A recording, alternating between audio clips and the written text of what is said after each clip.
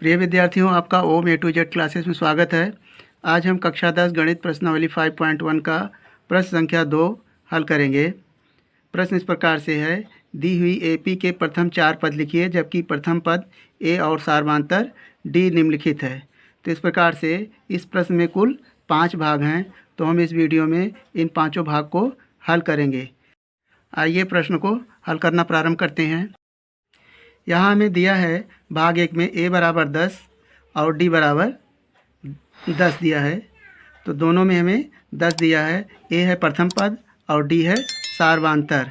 हमें AP ज्ञात करना है। इसके 4 पद AP यानी समांतर श्रेणी। तो AP का व्यापक रूप होता है, इसे हम लिख लेते हैं AP का व्यापक रूप। आप जानते हैं a plus d, a plus 2d और a प्लस 3d। इसी प्रकार से आप लिखते जा सकते हैं। तो यहाँ पर हमें प्रथम पद है, ये पहला पद है 10, तो यहाँ लिख सकते हैं 10 या और a प्लस d यानी लिखेंगे a के स्थान पे 10 और d के स्थान पे 10। पुनः a बराबर है 10 और 2 सूत्र का, d के स्थान पर लिखेंगे 10, a बराबर है 10 प्लस 3 और d के स्थान पे 10 लिखेंगे। तो यहाँ से हम प्रथम पद 10 में 10 जोड़ेंगे 20 होगा। 10 प्लस 10 में 2 का गुणा करेंगे तो 20, 10 प्लस 10 में 3 गुणा करेंगे तो हो जाएगा 30। अतः AP के प्रथम 4 पद आपको मिल जाएंगे 10, 20, 10 में 20 जोड़ेंगे तो हो जाएगा 30 और 30 में 10 जोड़ेंगे तो 40 हो जाएगा। इस प्रकार ये इसका पहला भाग हल हुआ और ये इसका आंसर आया। अब इसका दूसरा भाग हल करेंगे। भाग 2 है, a बराबर -2 और d बराबर 0 दिया है। AP का व्यापक रूप होता है a plus d, a plus 2d और a प्लस 3d। तो हमें प्रथम 4 पद ज्ञात करना है। यहाँ जो पहला a बराबर दिया है ये पहला पद है, तो दूसरे पद के लिए d जोड़ देंगे तो दूसरा पद निकल आएगा। इसी प्रकार 2d से तीसरा और 3d से चौथा पद ज्ञात हो जाएगा। तो यहाँ पर इस मान को प्रतिस्थापित करते हैं, या a की जगह पे -2 लिख सकते हैं। -2 प्लस d के स्थान पे 0 कामा a के स्थान पे लिखेंगे -2 प्लस 2 सूत्र का और d के स्थान पे लिखेंगे 0। a -2 है प्लस 3 और d के स्थान पे लिखेंगे 0, या -2 में 0 जोड़ेंगे तो -2 प्राप्त होगा। -2 और 2 में 0 जोड़ेंगे, 2 का 0 में गुणा करेंगे तो हो जाएगा +0। -2 प्लस 3 का गुणा करेंगे 0 में तो हो जाएगा 0। इस प्रकार से AP के प्रथम 4 पद, अतः AP के प्रथम 4 पद -2 और -2 में 0 जोड़ेंगे तो -2 और इसमें भी -2 आएगा। तो इस प्रकार से AP के 4 पद आ गए -2 और ये इसका आंसर हो जाएगा। अब इसका भाग 3 हल करेंगे। भाग 3 में हमें दिया है a बराबर 4 और d बराबर -3। तो a जो है AP का प्रथम पद है और ये AP का व्यापक रूप है a plus d, a plus 2d, a plus 3d। इसी प्रकार से हम अन्य पद भी लिख सकते हैं। तो केवल हमें 4 पदों की गणना करना है। तो यहाँ पर पहले पद के लिए a बराबर 4 लिखते हैं।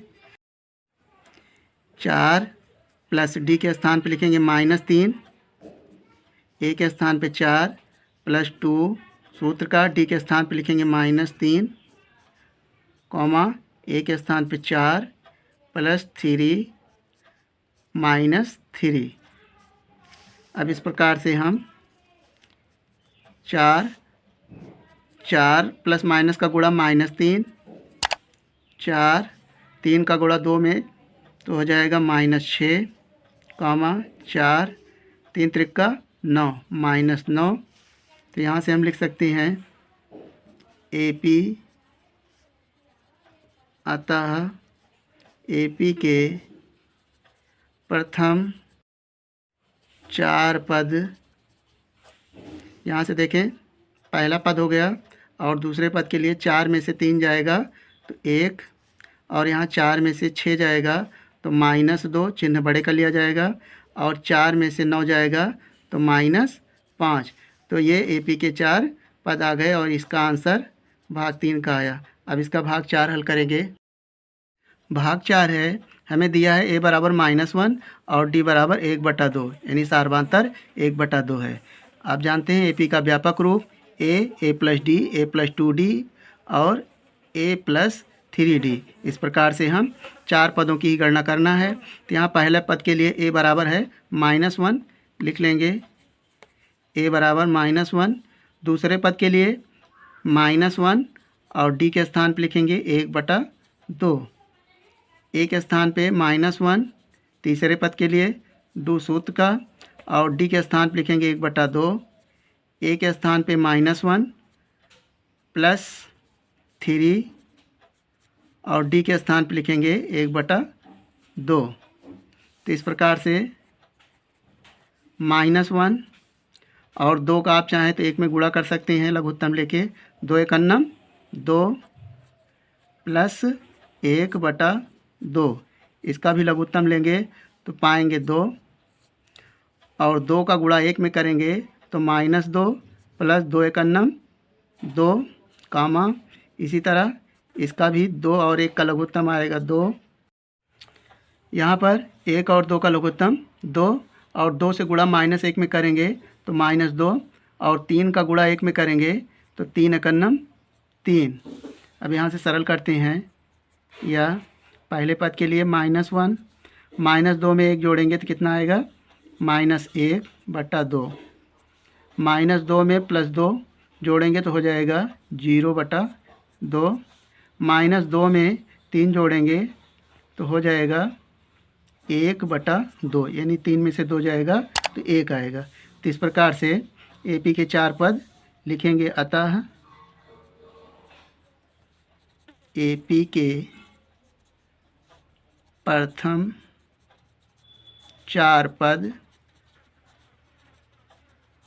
पहला पद आया -1, दूसरा -1/2, और 0 में 2 का भाग करेंगे तो पाएंगे 0, और चौथा पद है 1/2। तो इस प्रकार से AP के 4 पद आए और इसका ये भाग 4 का आंसर आया। अब इसका भाग 5 हल करेंगे। पाँचवा भाग हमें दिया है A बराबर -1.25 और सार्वधातुक D बराबर दिया है 0.25। AP का व्यापक रूप होता है A + D, A + 2D, A + 3D।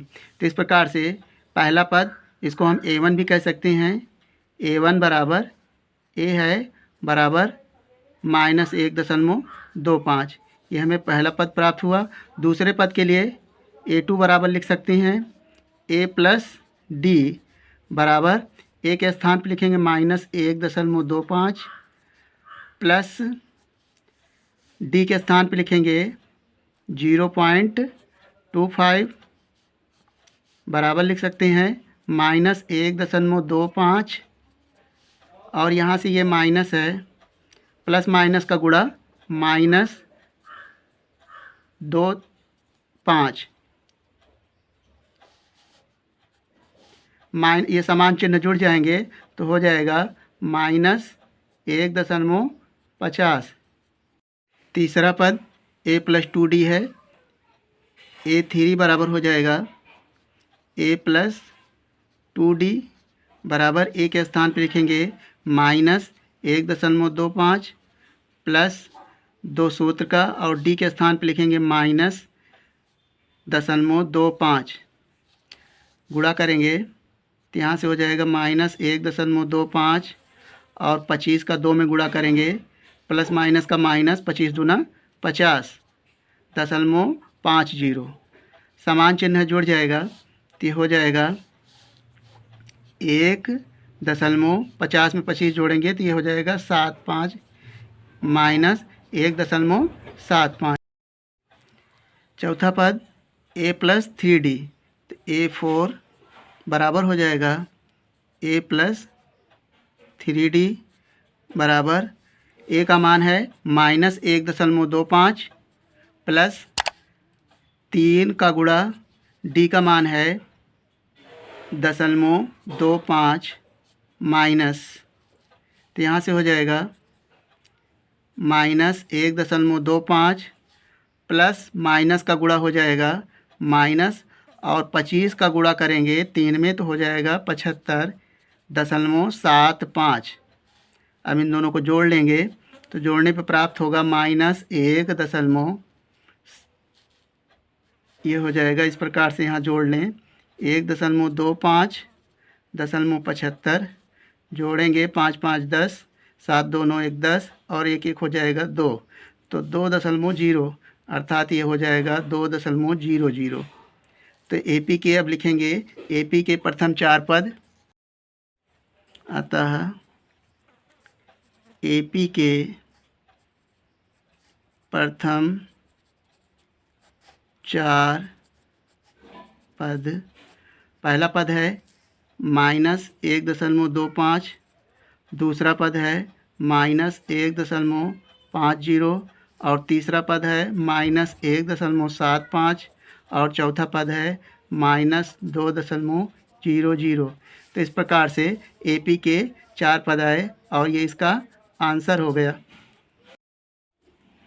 बच्चों, मैं उम्मीद करता हूँ कि आपको इस प्रश्न का हल समझ में आ गया होगा। आप अपना किसी भी प्रकार का सुझाव डाउट हो तो हमें कमेंट करेंगे। मिलेंगे एक नए वीडियो के साथ। जय हिंद, जय भारत।